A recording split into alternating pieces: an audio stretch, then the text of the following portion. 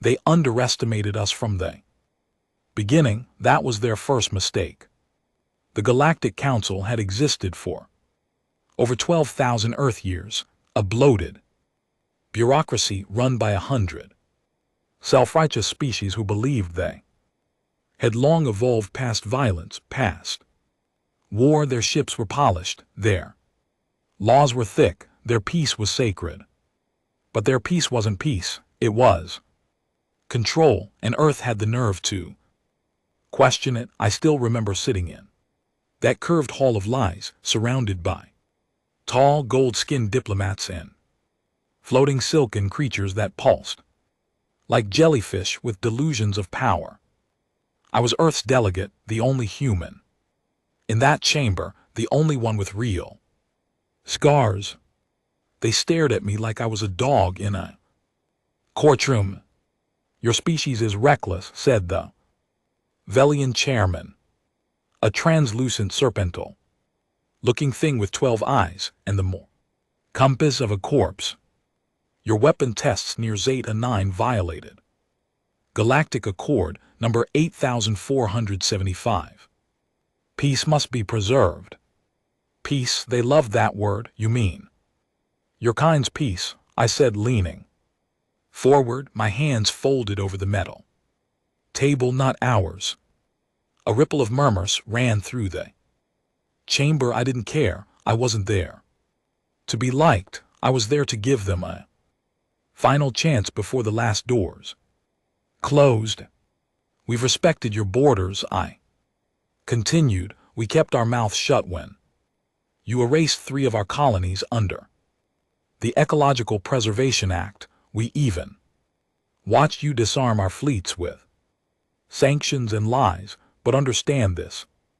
Earth doesn't bluff. We warned you, back off or we fight.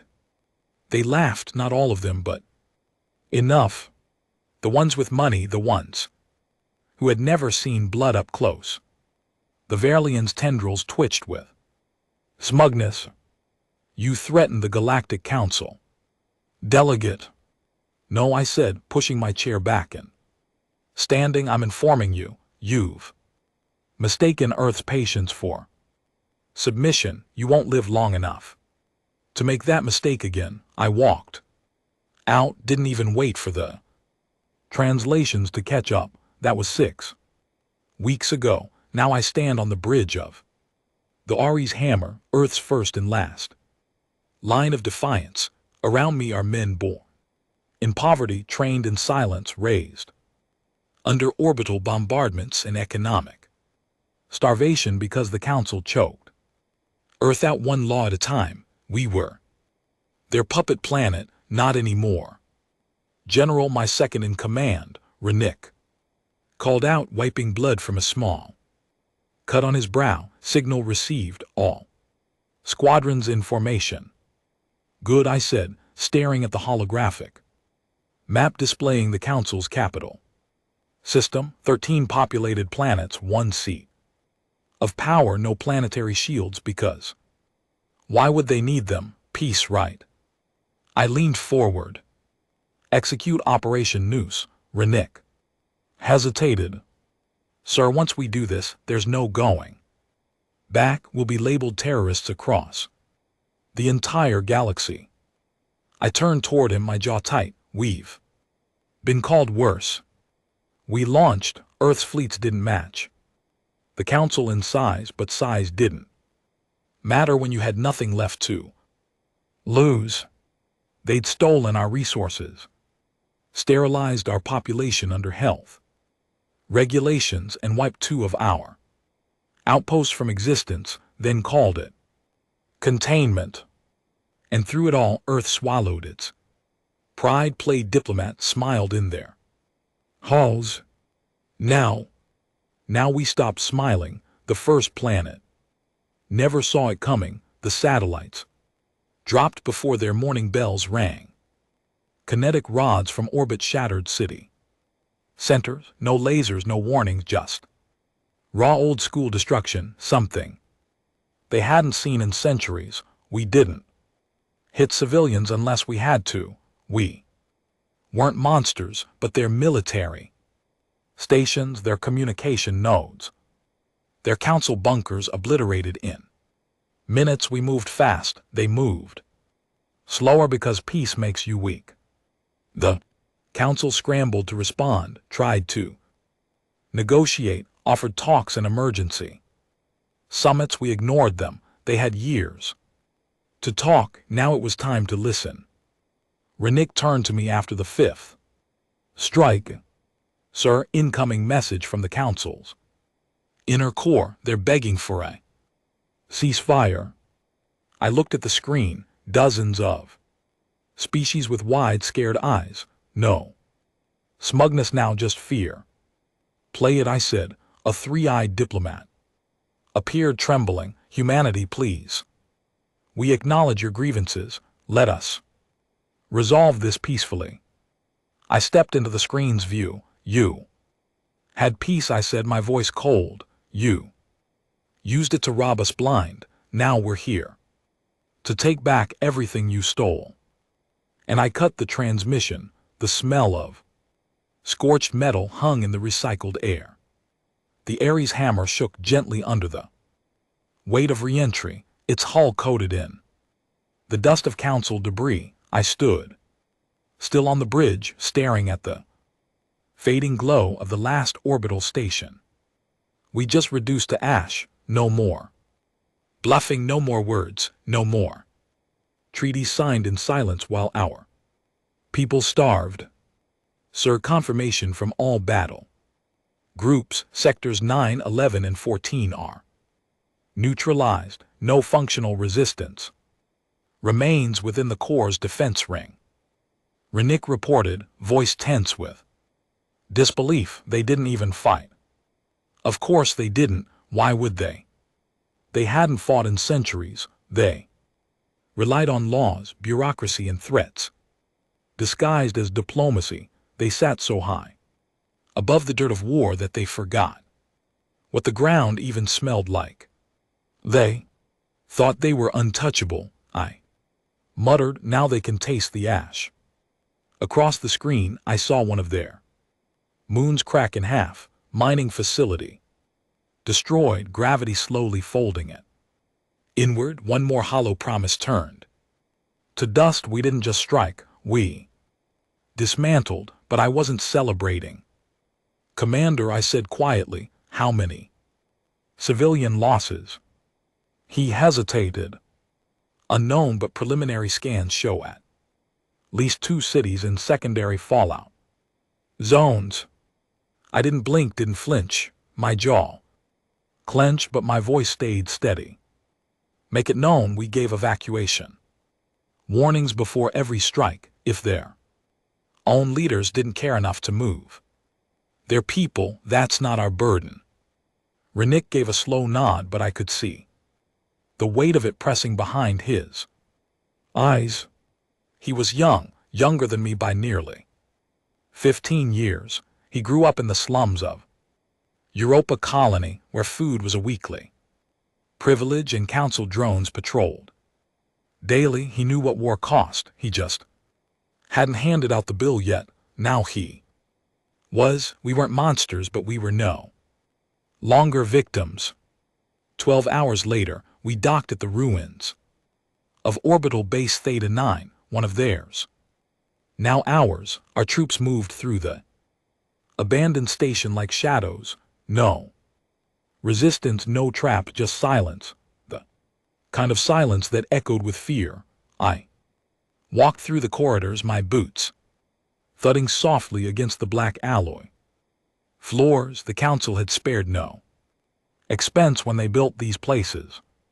Polished steel, art on the walls, comfort for their diplomats and observers. All gone now.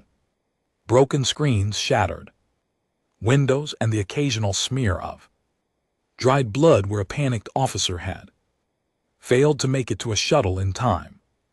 They never expected this. They never thought Earth would push back. One of my scouts' man approached, rifle slung low and eyes hard. General, we found something. He led me down 2 flights of Stares deeper into the administrative levels. There in a secured chamber, we found a council intelligence vault still intact. My techs had it open within minutes, and inside, proof of the sterilization programs, records of chemical agents released in Earth's atmosphere over the past 70 years, disguised as climate correction initiatives, details of trade embargoes carefully orchestrated to cause famine in specific colonies that refused, council tax hikes, psychological conditioning programs, cultural disruption agendas.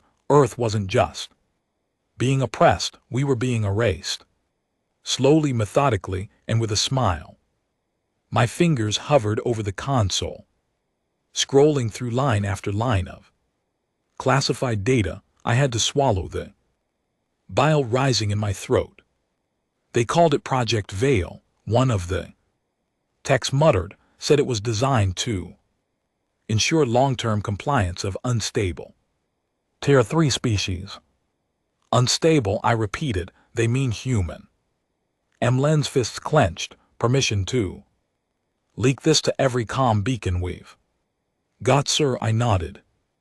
Make sure they understand, this wasn't war, this was genocide in slow motion. By the next day, the galaxy had seen the files, and the galaxy reacted. Some species turned their heads, others whispered behind closed doors, a few even voiced sympathy, but most said nothing, because silence is the safest language when giants fall, except for one, the Kravari, a predatory warbred race long subjugated by the Council. Under the same treaties they used to muzzle us, but the Kravari remembered war, they respected strength, and they saw in humanity a mirror they had long been forced to turn away from. Their warships entered our fleet's periphery without authorization. My crew was ready to fire. Hold, I ordered. The Kravari warlord appeared on our comm screen, armored and grinning.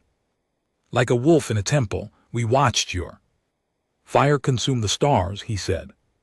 You didn't ask for permission, you simply took back what was yours. That is the only language the Council understands.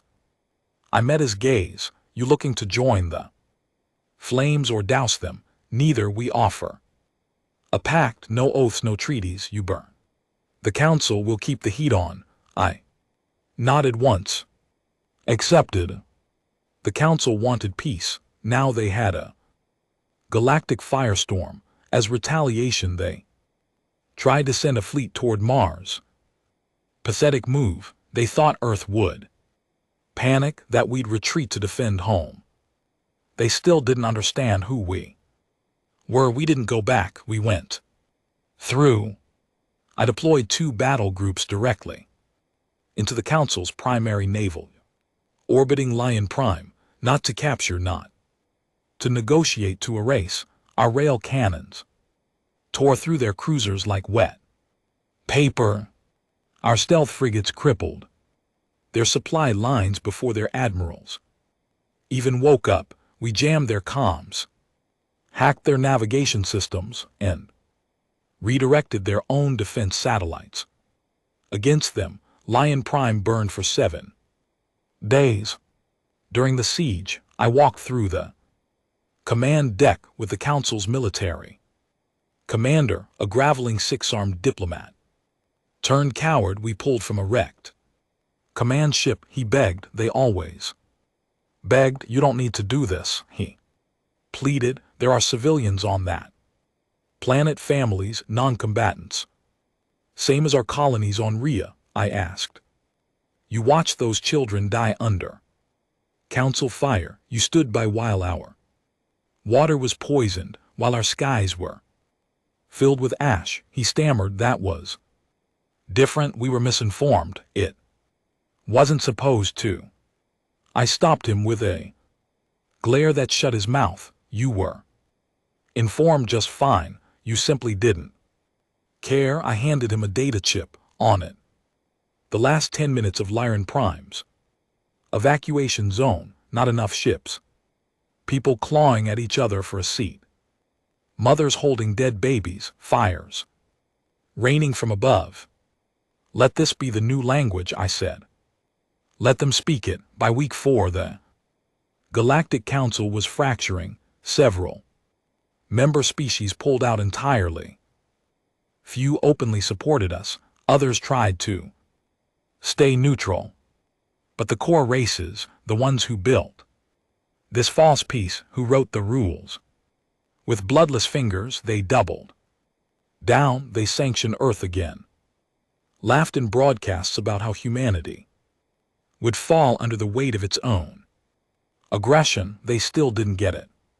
This wasn't aggression, this was retribution. This was what happened when you push a species too far, when you take everything but their will to fight.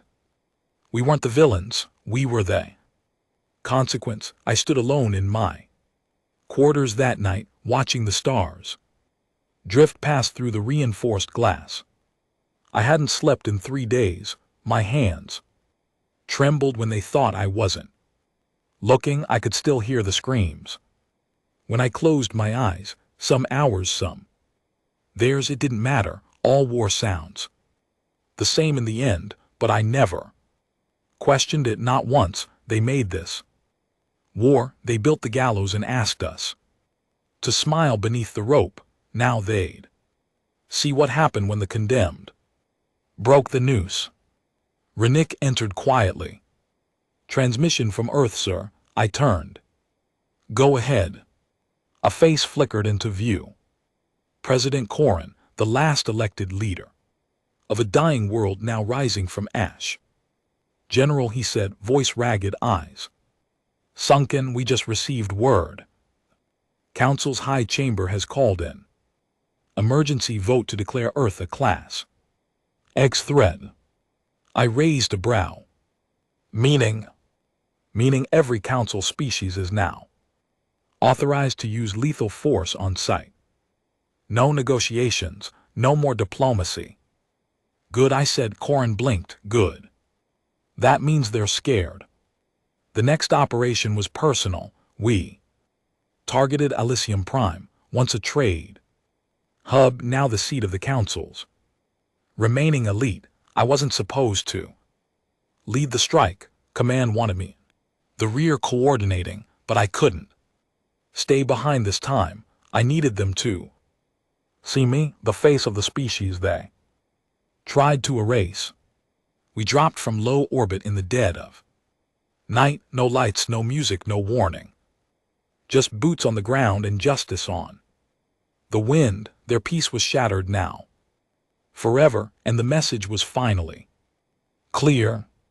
You don't get to crush a species beneath your laws and expect silence. You don't erase a people and expect them to die quietly. Humanity doesn't bluff. We burn. The descent into Elysium Prime felt nothing like any war I'd fought before.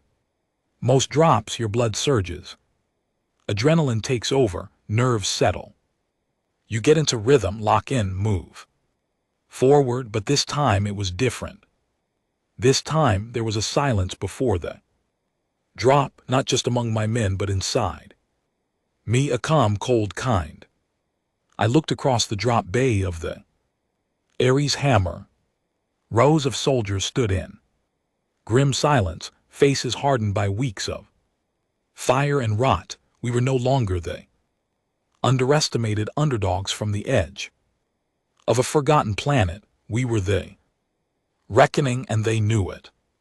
2 minutes to insertion, barked the pilot, the clank of armor being adjusted. Checked, doublets checked. One guy next to me, I think his name was Ran, had etched names into the side of his rifle, dozens of them. When I asked about it days ago, he said they were the names of people from his old colony.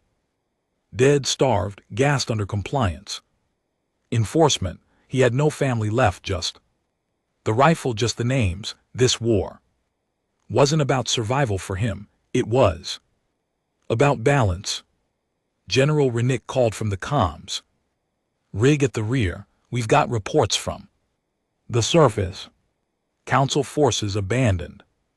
Major checkpoints, scattered resistance. Only no organized defense grid. I raised an eyebrow, cowards hiding behind. Walls could be, or it's a trap, let it be both, I said, if they're hiding. We'll drag them into the sun, if they're waiting, we'll bring the storm to their doorstep, lights turned red, drop pods. Locked bay doors opened, go, we launched, the drop was violent by design, we didn't use their soft glide tech, we wanted them to hear us crash into their cities like thunder from a forgotten age, we wanted the ground to remember what human rage felt like. My pod slammed into a boulevard that looked like it had never seen dirt, let alone war. Glass towers, white alloy roads, holographic trees swaying peacefully in a wind they manufactured. A false paradise. The capital of the capital. I kicked the hatch open, rifle up, boots pounding the ground seconds later, my men scattered across the area, securing angles, snipers on rooftops, drones humming through airspace, and then nothing, not a shot, not a scream, not even a civilian panicking. It was a ghost city, except it wasn't. 30 minutes later, we breached the inner council district. The buildings were sealed off. Autolocks, energy fields, ancient systems tied to old security codes. We had techs with us, but they were slow. This place wasn't designed to be invaded. It was a sacred tomb built to worship themselves. Renick walked beside me, face tight. This is wrong, it's too easy. Because they never expected justice to knock on their front door, I said. We found the council bunker entrance beneath a polished monument to peace. Through unity, that phrase again like a knife in the back wrapped in silk. I ordered charges set. 3 blasts later, the entrance was open, smoke curling through the black hole we made in there. Perfection. And inside they were waiting, not with weapons, not with soldiers, with cameras. Over a dozen diplomats, bureaucrats, and ministers stood in a wide chamber, clean robes, calm faces. Lights already set up, feeds transmitting to every system that would still listen. I recognized a few of them, names I'd seen on death warrants for Earth colonies, faces that once smiled while starving planets signed surrender clauses. A tall, pale-skinned delegate from the SAW Collective stepped forward, hands raised. Humanity, he began smoothly, voice a snake wrapped in honey. What you do here will echo across all of known space. Billions are watching, billions who believe your species has simply lost its way, that this violence is not your truth. I let him speak. Let the cameras roll. You've made your point, he continued. The galaxy has seen your strength, your resolve. We offer here and now a seat, a permanent council seat, influence, trade, recognition, no more sanctions, no more interference. Renick looked at me. He knew I'd waited years to hear those words. I stepped forward, pulled the broadcast drone gently to face me, and spoke directly into it. Recognition. From the same people who erased our outposts, sterilized our children, and starved our homes. From the monsters who built monuments over bones and called it peace. The Sarn delegate blinked. We made mistakes. You made choices. He tried to speak again, but I raised my rifle and shot the drone. The screen went black. No more speeches, I said, no more bargaining. We didn't come here for Power, we came to end yours. We detained the council members, no. Executions, not yet, we'd bring them. Back to Earth, let the people decide. What justice looked like, let the faces of widows and orphans pass judgment, but the war wasn't over, because peace is never built in a day, and our vengeance wasn't complete until every last whisper of their empire was dead, as we secured Elysium Prime. Reports flooded in from across the galaxy. The Krevari had taken 3 council border worlds. The Torvsian Trade Alliance declared neutrality void and began blockading former council routes. Rogue colonies rose, whole systems burned their council flags on air. The empire wasn't falling, it was imploding. Earth was the match, but the fuel had been piling for centuries. The president contacted me via priority channel. You did it, he said. They're broken, it's done. I shook my head slowly. Number not done. Corin frowned. What more is there? We've won. No, I repeated, we survived, we reclaimed, but we haven't rebuilt. He didn't understand, most wouldn't. But war leaves scars you don't see in casualty reports. 3 days later I walked through the refugee districts being set up outside the capital. Council slaves, migrants who'd been displaced and forgotten for years.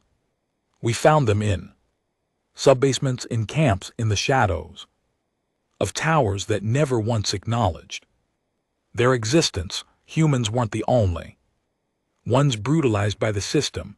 A small child, maybe 7, approached me, thin, scared, big dark eyes. He didn't speak, just looked at the stars overhead and whispered, "Are they gone?"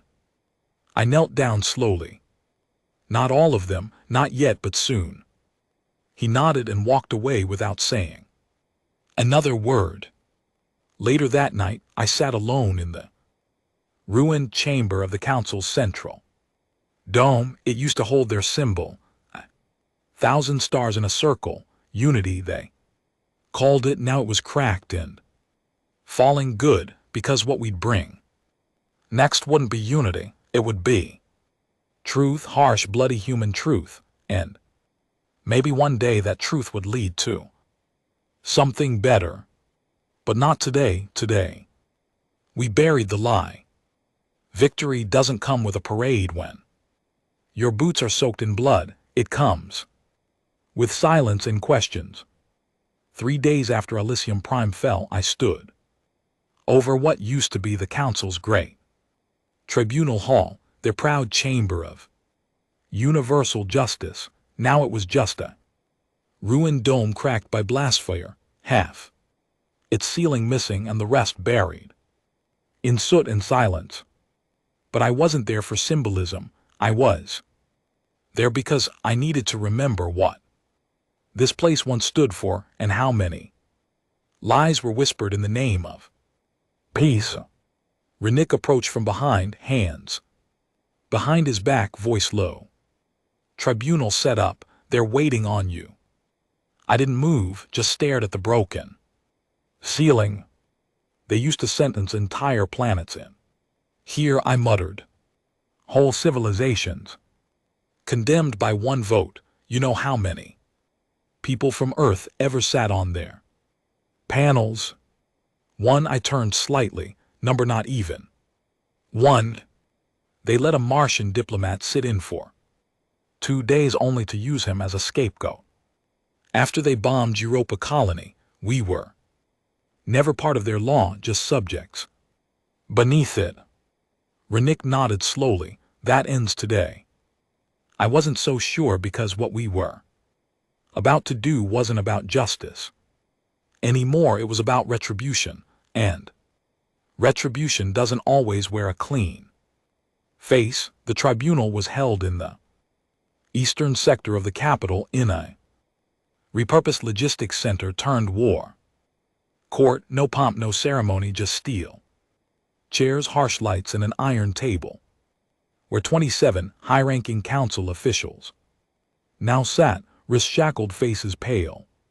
Cameras recorded everything, broadcasts went out to every system that hadn't blocked Earth signals. The council's old voice channels now pulsed with our flags and our message: let the galaxy see the ones who wrote peace in the blood of the forgotten. I sat at the front, flanked by 2 Kravari war leaders and an exiled Torvexian judge who'd defected the day after we took Elysium.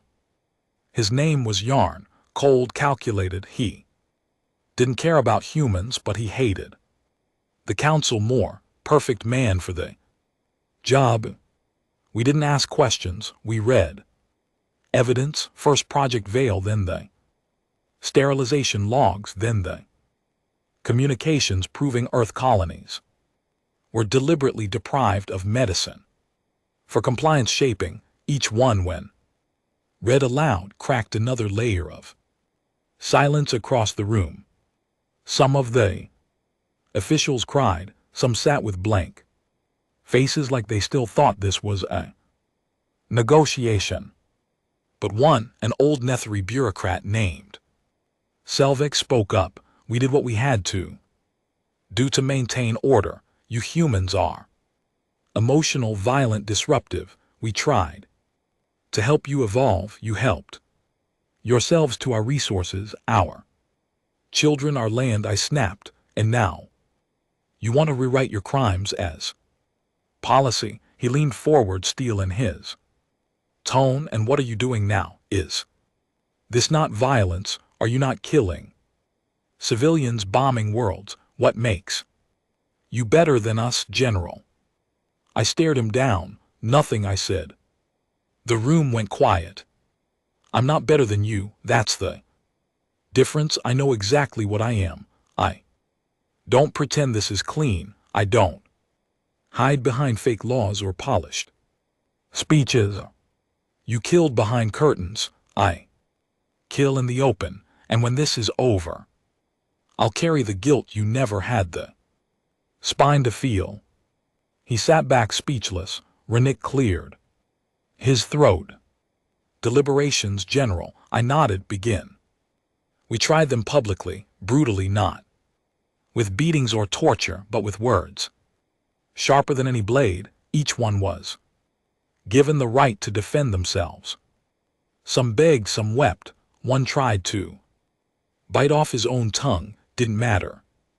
All 27 were sentenced, not to death, to labor. They would rebuild every system they helped destroy by hand, under guard, with the eyes of the galaxy watching. No luxury, no retirement. We gave them what they never gave us: time to suffer. But the tribunal didn't make the war end.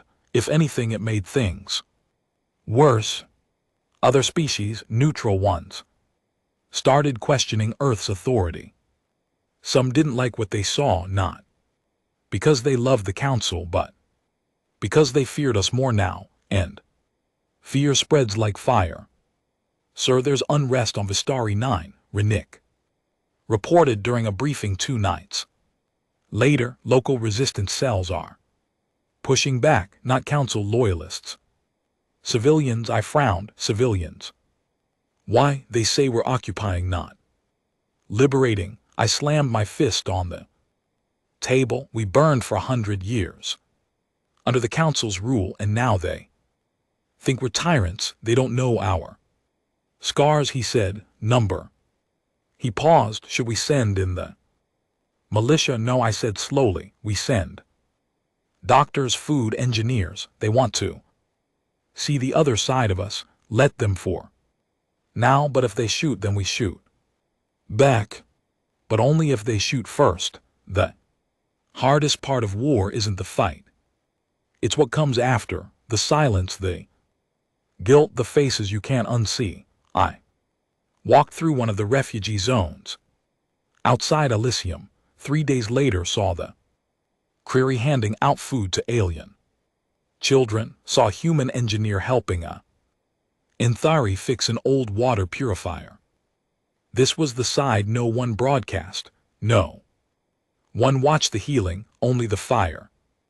And that fire was still burning. Somewhere else, news came from the edge of the Cerulean Belt. A fleet what was left of the Council's Black Division was massing, not to fight, to flee. They were running to uncharted space. Thousands of high command fugitives, war criminals and defectors, maybe to rebuild, maybe to hide. We couldn't allow either. The president called. You know what this means, he said. If they escape, they'll form another alliance, another council. In the shadows, I nodded. Then we don't let them escape. We can't keep fighting forever, General. I looked him dead in the eye. We're not fighting forever. We're finishing it. I ordered 3 fleets to pursue fast. No speeches, no more trials. This time we erase them before they have a chance to rise again. On the way to the belt, I sat alone in my quarters for the first time in weeks. I pulled out the old hollow drive I kept locked in a drawer. It flickered to life with a warm blue glow. My wife's face appeared, frozen in time, laughing, sunlight in her eyes, our son holding her hand, tugging her towards some beach I couldn't remember the name of. That was before the Council's orbital embargo on Earth, before medicine stopped arriving, before my son died of something we could have cured with a single pill. They called it a regulatory delay. I called it murder. I closed the hollow drive. No tears, just fire. By the time we reached the belt, their fleet was already preparing to jump. Over 400 ships stripped down, reinforced with stolen tech, desperate, dangerous. I hailed them once. This is General Half of the Terran Offensive. Command, you are fugitives of war. Stand down or be reduced to atoms. A voice responded, a familiar one. Selvek. The galaxy will fear you, General, not follow you. Fear is how they start, I said. Respect comes later, after they realize we only fire at tyrants. Then fire. So we did. The battle lasted 8 hours. We didn't lose a single capital ship. They lost everything. We left no survivors.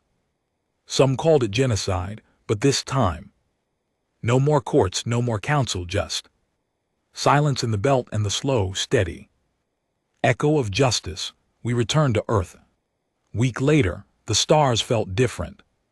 Quieter. No more sanctions, no more orbiting death stations, no more council ships blotting out the sky. The people cheered, cried, collapsed in relief. But me, I stood on the roof of the old Terran assembly and watched the lights flicker across the sky. I didn't smile, didn't wave, because peace isn't real. It's just a pause between fires, and I knew somewhere out there someone was already writing the next lie. But this time Earth would be ready. This time we'd never be silenced again.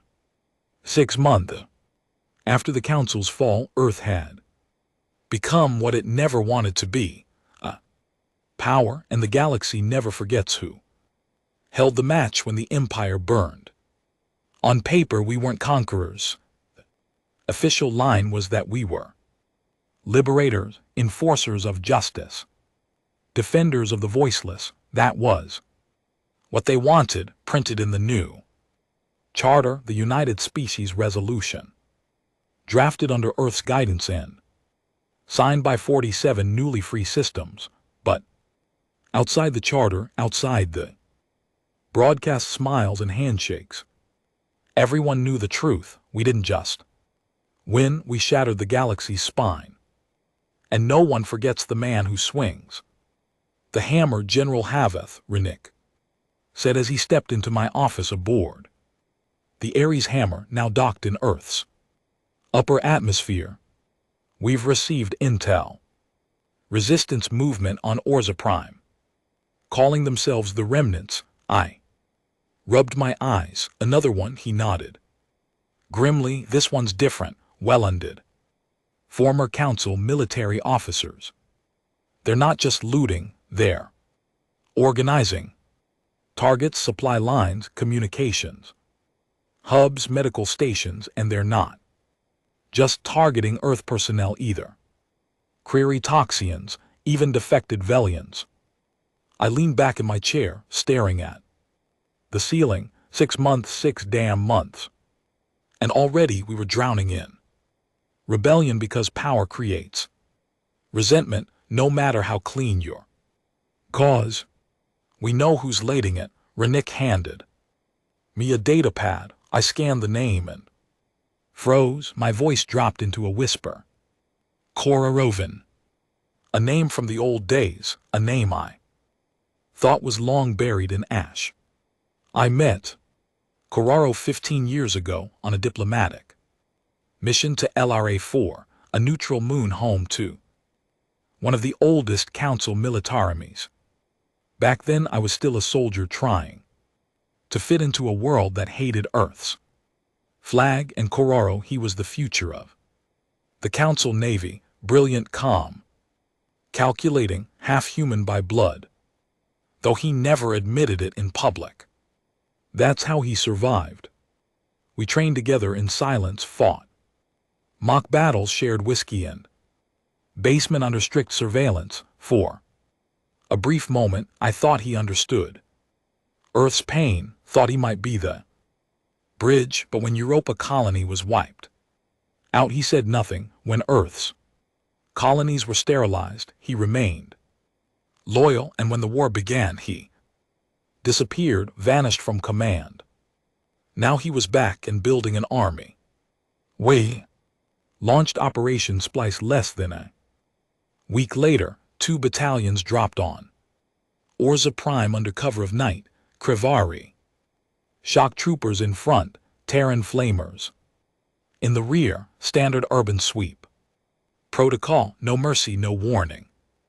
But it wasn't enough. The remnants weren't just hiding in shadows, they owned the streets. Inside 4 hours, they downed a dropship, captured one of our forward stations, and hacked into our long-range comms, broadcasting a single message across all frequencies. You became what you swore to destroy. I saw the message as it blinked across our HUD systems, white letters on black, and I knew without doubt those words were from him. Corarone wasn't just resisting us, he was calling us the new empire. Is he right? Renick asked later after the sweep teams failed to make ground. I looked at him, the boy I'd once pulled from the rubble of a bombed-out station, the same one who stood beside me when we executed war criminals without blinking. He wasn't a boy anymore, and I wasn't the same man who started this fire. Doesn't matter if he's right, I said. He's shooting at us now. That's not an answer. I paused, stared at the war maps. Resistance cells in 8 sectors. Council remnants spreading propaganda. Worlds we saved already doubting our presence. Maybe he's right, I said, but we don't get a step aside now. We finish what we started. I personally led the second strike. We went low-tech this time. No drones, no orbital scans, just boots breathing and old-fashioned ground intel. We moved through Orza Prime slums, weapons drawn, nerves high. The city was a tomb of shadows, every window a barrel, every alley a potential grave. And then we found him, Corarone. Not in armor, not behind walls, in the middle of a bombed-out school surrounded by civilians. He stood there, calm, hands raised, voice carrying like a priest at the altar. They brought down the council, he said, gesturing toward us, and now they bring soldiers to your homes. You swapped chains, that's all. old masters for new ones. I stepped forward, my rifle was down, but my hand was ready. You had a choice, Koro, you could have helped us rebuild, he smiled sadly, and become part of the system I once fought to expose. No, Haveth, you won the war, but you don't get to write the truth. Step down, I said, and your people live. He looked at the civilians around him, women, children, old men, and then he said something that chilled me. They'll live when you're gone. Then they shooting started. It wasn't a battle, it was a massacre. They'd rigged the entire sector with traps, buildings collapsed, plasma mines exploded underfoot. Patrols and the civilians, some of them were armed, trained, suicidal. We held our line barely. By the time the dust settled, Kororo had vanished again like smoke through fire, and I'd lost 37 men. Back on the Ares hammer, Renick threw data pad across the room. This isn't a rebellion, it's a movement. He's uniting them, all of them, even species that hated each other under the council. They see him as the last honest voice. I sat down. My body felt heavier than ever. Not from wounds, from the truth. They didn't want a savior, they wanted a target, someone to blame for the smoke. And now that the council was dead, we were the last ones standing in the ash. The president called again. He looked older, more tired.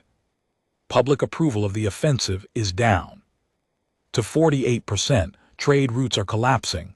The Torvexians are talking about withdrawing from the Unity Pact. They say we're too aggressive. I said nothing. We need diplomacy, Haveth, not more strikes, not more blood. I looked at him long and hard. Then find someone else to carry your regrets. Are you stepping down? Number, I'm digging in. That night I went alone to the surface of Earth.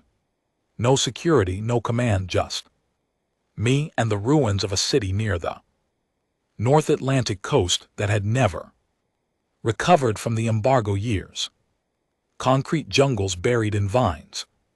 Streets where kids once died, waiting for food that never came. I sat on the hood of a rusted council drone and looked up at the stars. We had won, and yet I felt more like a prisoner now than ever, because power is a cage, and every day it grows tighter. Korovan's last broadcast came through 3 days later. He stood in front of a burning council monument on a world I couldn't identify. He looked tired, angry, calm. You think you're the cure, he said, staring into the lens, but you're just another symptom. You broke the wheel, but you built your throne from its pieces. He leaned closer. This is the part of the story where tyrants call themselves heroes and they people forget, but I won't. Then he ended the feed. No threats, no propaganda, just a mirror, and I hated what I saw in it. Now I sit in silence, waiting, planning, because the next chapter won't be written in victory speeches or clean treaties. It'll be written in choices, and I've made mine. We finish what we started, no matter how much it burns. Earth's flag flew over 100 systems now, 100 stars that once spat on our name now called us liberators, or pretended to, but I'd seen enough banners to know something no one else wanted to admit. Flags don't mean loyalty, they mean survival. And the more planets we freed, the more I realized something was slipping beneath our boots. It started with the silence. We were in orbit over T-Varus, once Council loyal trade hub, now occupied by a joint human Krivari coalition, a model of cooperation, according to every damn broadcast. Smiles, handshakes, multilingual slogans plastered across buildings, but they Streets below were empty, no crowds, no protests, just hollow-headed citizens, walking like ghosts in rebel tags, painted in languages no translator bothered to catch. I stood on the command deck of the Ares hammer, staring down at the surface. They're not fighting, Renick said behind me, but they're not cooperating either. Because they're waiting for what? For us to become the thing they feared. He didn't argue, he knew I wasn't wrong. That same night, I received a priority transmission from Earth Command, encrypted off record. The face that appeared on screen was not the president, it was General Elaine, a man knew well too well, one of Earth's original shadow architects, the kind who stayed in bunkers while others bled. But Aldine wasn't soft, he was a strategist. Cold, unblinking, and dangerous. He looked straight into the camera like he owned the room. Haveth, he said, we need to talk in person off-grid. This doesn't go in logs. My gut turned when, now, the shuttle was unmarked, black like a coffin and quiet as death. It took me to a relay station orbiting a dead moon. No name, no records, just a shell of alloy and encrypted signals. Inside, Aldane waited in a sealed room with 4 other men I didn't recognize. No uniforms, no ranks, just cold eyes and expensive tech. He poured a glass of Terran whiskey. Don't flatter yourself, Haveth, he said. We didn't call you here to celebrate. We called you because the unity is cracking. I said nothing. You did your job. You won the war, but now it's time to keep the peace. And we can't do that if the public starts turning. I stared at him. We're not tyrants. He laughed. That's where you're wrong. We are, and we have to be, or someone worse will take it from us. They showed me data, charts, intercepts, projections. Earth's public morale plummeting, allied species losing trust, trade systems breaking down, Korovan's movement growing, even off-world now. And then they showed me the last file, project stabilize, a new proposal, a quiet purge, not of enemy combatants, not rebels, of denters on Earth, on Mars, in the colonies, anyone questioning the offensive's direction. 100 targets, Aldane said, all destabilizers, journalists, low-level officials, former council sympathizers. We take them quietly, replace them publicly. No one notices. Order stays intact. I didn't move.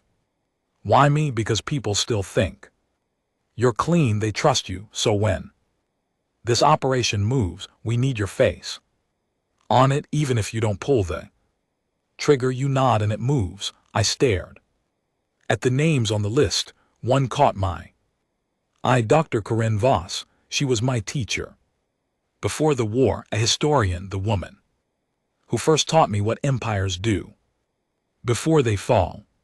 She once said, they don't burn from outside, they rot from the center, from silence, from compromise. I closed the file. I won't authorize it, I said. Aldine didn't flinch. Then you'll be removed. I stood. Try. Back on the Ares hammer, I locked myself in my quarters and stared at the blank wall. This was the choice, not between right and wrong, but between survival and soul.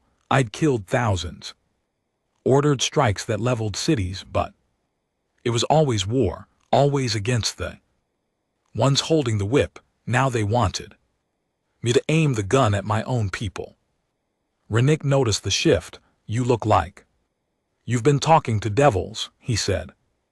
Maybe I have. He leaned on the table. Let me guess, they're worried we're losing control. I nodded. They want control, I said. Pure control. Not peace, not rebuilding. Just silence. His expression changed, hardened. What do we do? Nothing yet. Not until we know. Who else is with them? You think the rot runs deep. I looked him in the eye. I think the war never ended.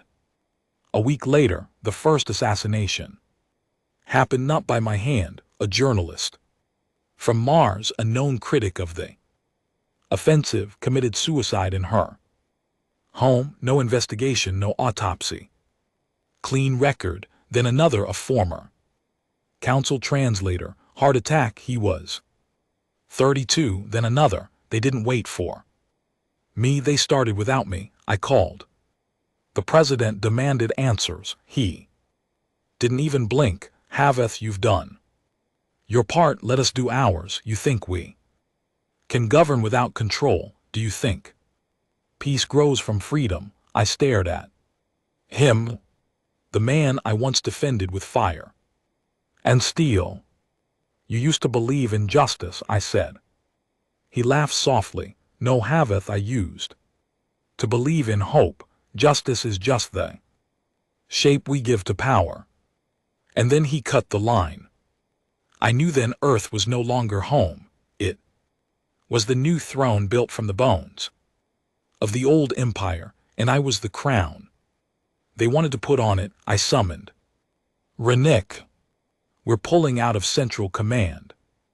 Effective immediately. His eyes widened. That's mutiny. Number, that's survival. You sure about this, sir? I handed him a list. Get me 20 names. Loyal ones, not to Earth Command, to the people too. Truth. He looked at the list, then looked at me. Is this a war? No, I said. It's the war after the war. Within 48 hours, the Ares hammer broke orbit. No clearance, no authorization. We jumped beyond the fringe, outside the charter systems, off the map, into the dust, and there in the silence we began something new. Not a rebellion, not a regime, just a watchdog. Because someone has to remember that power left unchecked becomes the enemy, even when it flies your own flag. We intercepted another message from Kororovin. He didn't gloat, he didn't celebrate, he just looked into the camera with the same tired eyes I now saw in the mirror. They always say the enemy is out there, he said, but maybe the enemy is just the man who stops asking why. And then he said the one thing I didn't expect. Haveth, I hope you're still asking. I am, and I always will, because I'm no longer a general, I'm a witness, and this war, it's not over. It's just become honest. 3 months off the grid, 3 months since the Ares hammer broke orbit and vanished beyond the Unity Pact surveillance web. We were ghosts, now unseen, unclaimed, and unwelcomed by both the corrupt systems we'd once burned and the tyrants that now sat behind our former flag. We weren't fugitives, we were something worse. We were the last witnesses, and the galaxy had no place for those who remembered. Renick stood in the command chamber, staring at the star map. Dozens of red marks blinked across the edges of council space. What was once council space, now fractured zones, unified territories, or peaceful sectors under Earthload coalitions. Except peace doesn't wear black ops gear. These aren't military checkpoints, Renick muttered, pointing at one region. In the border zones, they're prisons. Cloaked, hidden, no planetary records. No traffic logs, just sudden disappearances. I didn't answer. I knew the silence he saw. I'd seen it before. He looked over. Project Stabilize wasn't just a purge. It's a machine, and it's still running. And we're the virus in the code, I said.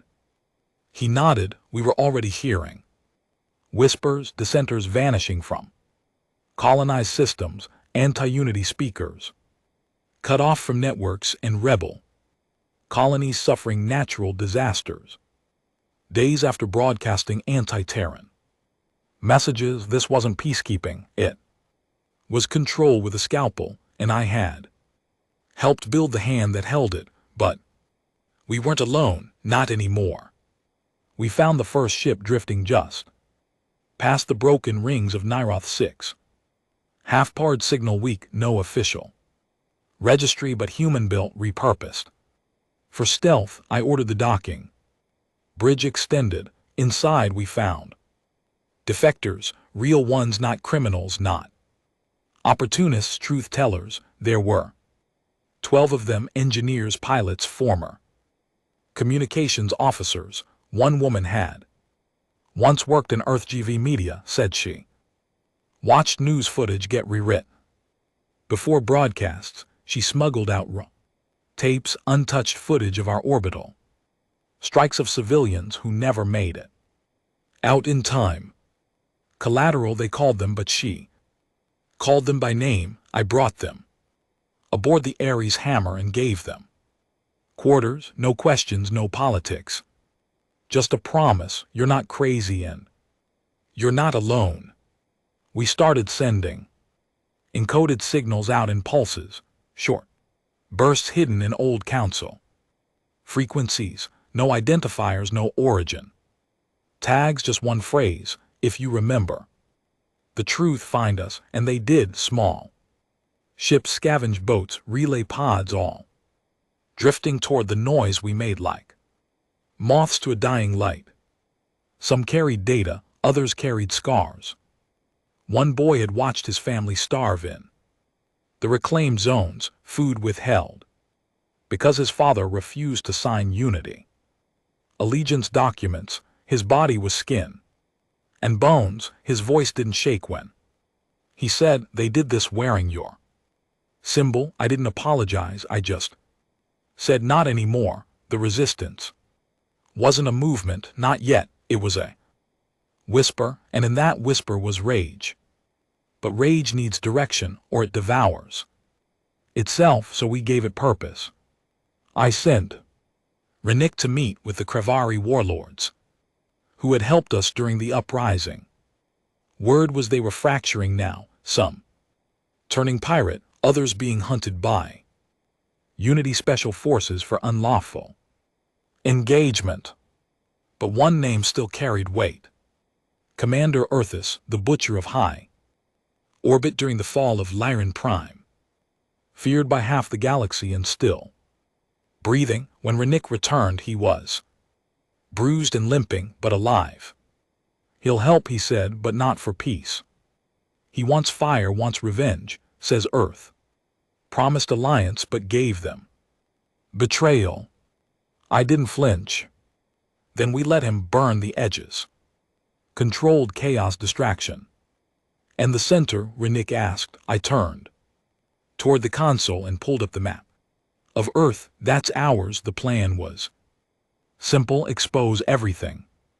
Not with broadcasts, not with speeches, with proof. But to do that we needed the servers buried beneath the Unity Archive, an orbital fortress once used by the Council to store galactic law records, now converted by EarthGov into the largest black site database in the quadrant. Rumor was Project Stabilize wasn't just a kill order list, it was a simulation engine, AI run predictive models designed to forecast rebellion, identify dissent before it surfaced, and remove it before it ignited.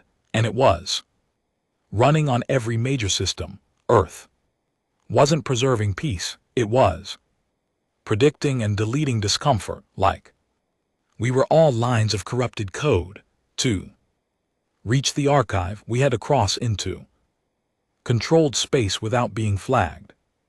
I contacted an old smuggler from the early rebellion years, a quiet man named Vosk, who once fed weapons through council checkpoints with fake diplomatic seals. He owed me his life. Now he'd repay it. He got us in. We reached the outer rim of the archive sector with no alarms, masked by solar Interference and a fake debris field we planted to hide the Ares hammers. Energy signature. Then we boarded. 4 of us, me Renick, a former Unity systems analyst named Vern, and a Krivari hacker with too many scars and not enough patience. We moved in the dark, old-school stealth suits, no communications, no drones. Vern guided us through the power ducts, using old maintenance schematics he'd stolen during his last week at Unity. Command, I expected resistance. What I didn't expect was how empty it was. No guards, no soldiers, just machines. And something worse, order perfect. Humming surgical order, no chaos, no life, just silence in corridors too clean to be real. We reached the main frame, Thuron. Cracked the interface in 20 minutes. The Krivari posted at the door, claws twitching, and then it opened, line after line of names, coordinates, prediction models, heat maps of potential ideological instability. Entire settlements marked for preemptive relocation. Behavioral interference programs. SCOPS plans, false flag operations. Assassin training logs. I scrolled for hours, every name I'd ever known, even mine. Tagged high value asset, extreme instability risk, terminate if non-compliant. I felt nothing because I already knew. We copied everything, not to release it yet, to hide it, scatter it across neutral systems, store it on deep space satellites, encrypt it with code no Earth AI could crack, make it viral, make it impossible to erase. And then we left quietly like ghosts.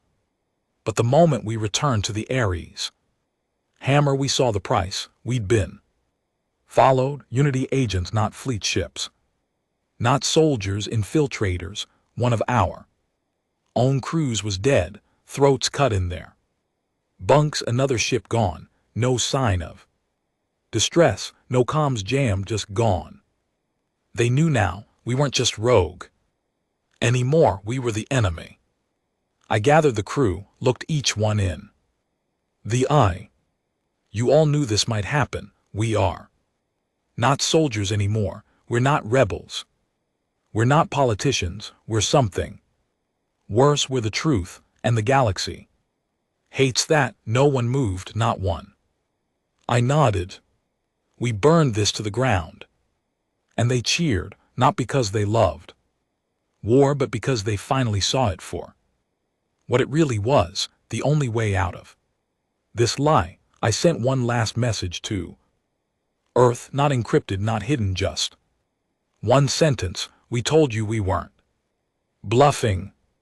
They came at dawn, no message, no ultimatum, just movement, quiet, calculated, absolute.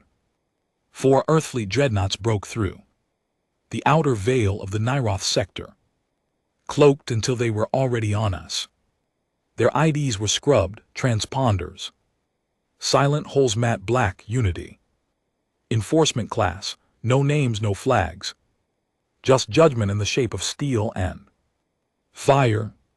By the time they launched their first volley, we'd barely scrambled power to the shields. The Ares hammer groaned under the first hit. A blast meant to disable, not destroy. They wanted to take us alive. They wanted the archive files. They wanted me, but we weren't going quietly. Return fire. Renick barked from the command dis, eyes locked on the targeting grid. Our rail cannons lit up the void. Creary allies flanked on the outer rim, drawing heat away from our crippled flanks. Half of them would die before the hour was out. They didn't care. They didn't bleed for Earth. They bled for truth. I stood at the helm, watching it all unfold, like a man watching his own execution in slow motion. I had known this would come. We'd rattled the hive too long, too loud and now the beast was awake. Alden wasn't bluffing when he said he'd replace me, but he didn't understand me either. You can't replace a man who knows who he is. And I was no longer a general. I was a weapon pointed back at the hand that made me. We can't win this fight. Haveth, Rennick said, voice tight. Through comms, their fleet is optimized. To counter ours, they've studied our tech, our strategies, everything. Then we do something they didn't plan for. He blinked. Suicide. No, I said, message. I took a deep breath and opened the shipwide channel.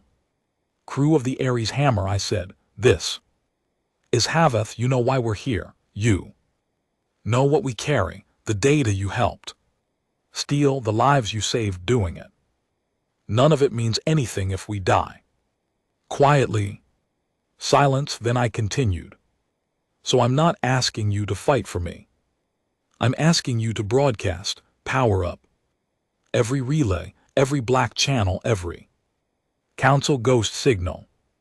Dump every single byte of Unity's secrets onto the net and burn the sky with truth. They want silence. Then we scream, and scream we did. It took 38 minutes. In that time, every secret we'd uncovered, project stabilize the black sites, the list of executions, the predictive AI models, the manipulation of food supplies, the weaponization of peace treaties went live across every comm frequency left in the galaxy. We hijacked trade beacons, old council diplomatic lines, even Unity's own communication satellites.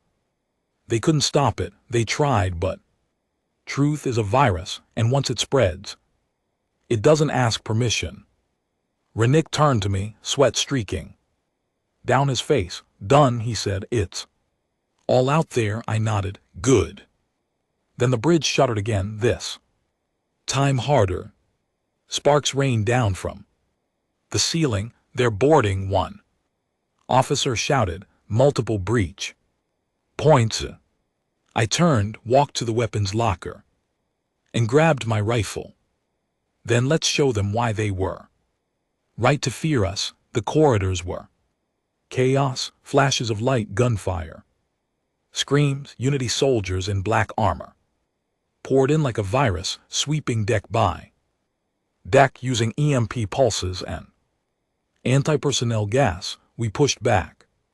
Every inch was a death match. They didn't take prisoners. They weren't here for a trial. They were here to erase the last loose ends. In the lower decks, I found there the systems analyst who'd helped us break the archive, lying in a pool of his own blood, dragging himself toward a destroyed comm terminal. He looked up at me, coughing.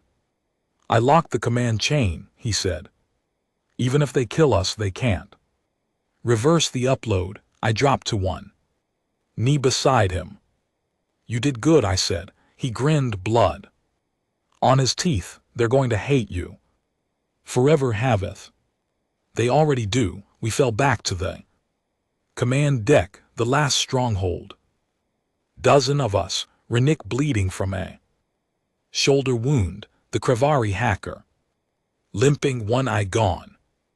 The last of our bridge crew, tired, broken but still standing. Final breach in 30 seconds, Rennick said. They're bringing heavy armor. I stared out the viewport beyond Earth fleet. Ships still circled, holding position, waiting for the flames to die down, waiting to rewrite the story again, but they wouldn't get the chance. I looked at the console and made a decision. Evacuate, I said. Rennick blinked. What? I said evacuate, get to the pods. You and the rest, that's an order. We don't have jump clearance. They'll pick us off. They'll think you're debris if I stay behind. His eyes widened. Number, you're not doing this. I stepped toward him. You told me this was a suicide run. I'm making sure it's Not a waste. He looked at me. We started this together and you'll finish it. He didn't want to go, but he did, because deep down we both knew this was the only way. To close the circle, they needed a face to blame, a villain, a madman who burned the peace and poisoned the dream. Let them have it. I sat back in the command chair, pulled up the internal fusion drive controls, and set the countdown. 3 minutes, just enough time to make sure no one else got caught in the blast, and just enough time to speak. I opened one last transmission, wideband, unencrypted, raw. This is General Havath, I said, and if you're hearing this, then Earth is already calling me a terrorist, a traitor, a criminal. I paused and then smiled. They're not wrong. I did betray them. I betrayed the lie, the story we were told, the story I helped sell. I killed for them. I silenced for them. I stood in the ashes of the council and helped build another empire from the same bones. But I remember what it felt like to be powerless, to be forgotten, to scream into silence and be met with laws written by ghosts. And I made a promise back then, not to win, not to rise, but to make sure no one ever silenced us. Again, that promise ends with me. They'll tell you I was the villain. That's fine, but they'll never tell you the truth didn't get out. That part I made sure of. The lights flickered, power surges rolled down the console, countdown. 34. I looked at the stars, no regrets, just truth. The Ares hammer detonated mid-transmission. A fusion burst so bright it eclipsed the Unity fleet for 40 seconds. Sensors were blinded, every ship scattered, thinking it might be an attack. By the time their systems recalibrated, nothing was left but wreckage and silence. But the signal carried, and the truth spread to colonies, to fringe worlds, to old council systems still licking their wounds, and people listened, and some believed. Rennick survived, so did a handful of the crew. They went underground, scattered, but they carried Hav's message like gospel. It wasn't about rebellion anymore, it was about remembering. A year later, children in the outer systems whispered stories about the man who burned the stars to tell the truth. On Mars, a statue was built illegally at the ruins of the first colony. It had no face, no name, just a line carved in the base. He didn't bluff. He remembered, and on certain nights, when the sky is clear and the calm channels quiet, you can still hear the last line Haveth spoke before the blast. Truth doesn't need permission.